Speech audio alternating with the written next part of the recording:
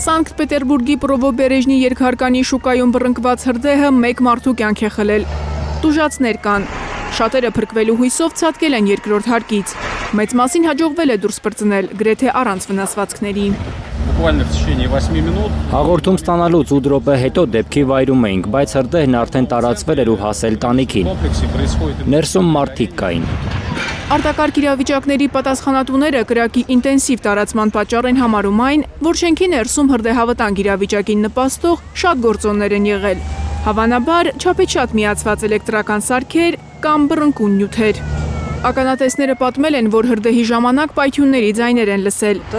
Վարկած կա, որ շուկայի շենքում գազի բալոններ են պահվել։ Քրեական գործ է հարուցվել անվտանգության պահանջներին չհամապատասխանող ծառայությունների մատուցման հոդվածով։